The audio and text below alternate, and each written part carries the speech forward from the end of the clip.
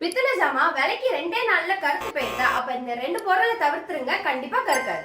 அது என்னன்னு தெரிஞ்சுக்கிறதுக்கு முன்னாடி நம்ம சேனல் இன்னும் ஃபாலோ பண்ணாம இருந்தா ஃபாலோ பண்ணிட்டு பாருங்க. பித்தளை பாத்திரம் கழுவுனதுக்கு அப்புறம் சீக்கிரமா கருத்து போறதுக்கு மெயின் ரீசன் வந்து பாத்தீங்கன்னா உப்பும் புளியும் தான். அது ரெண்டும் நம்ம சேர்த்தோம்னா கண்டிப்பா அப்போதைக்கு நல்லா பளிச்சுன்னு இருக்கும். அது 2 நாளைக்குள்ளேயே வந்து கருத்து போயிடும்.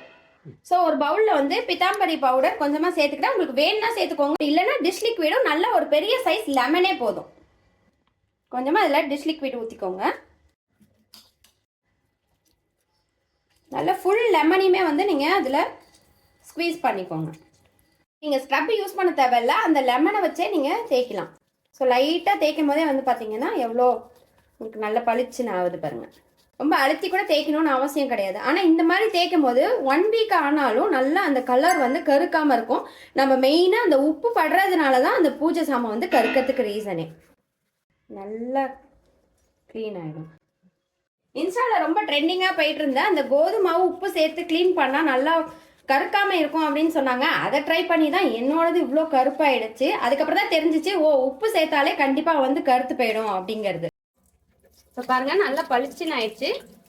இது நல்லா கழுவிட்டு இன்னொரு விஷயம் பண்ணணும், அப்பதான் உங்களுக்கு வந்து கருக்காம இருக்கும். அது என்னன்றது சொல்றேன். கழுவி முடிச்சோடனே துணி வச்சு இல்லைன்னா டிஷ்யூ பேப்பர் வச்சு உடனே தொடச்சிருங்க. ஏன்னா நம்ம பைப்பு தண்ணிலையும் உப்பு இருக்கிறதுனால இமீடியட்டா வந்து கருத்துரும். அதனால ஃபுல்லா வந்து உடனே தொடச்சி எடுத்துட்டீங்கன்னா புள்ளி இல்லாம நல்லா நீட்டா இருக்கும். அடுத்த வாட்டி பூஜை சாமான் கிளீன் பண்ணும்போது உப்பு சேர்க்காம கிளீன் பண்ணுங்க. இது ஆல்ரெடி நீங்க பண்ணிட்டு இருக்கீங்கன்னா தெரியாதவங்களுக்கு ஷேர் பண்ணிடுங்க.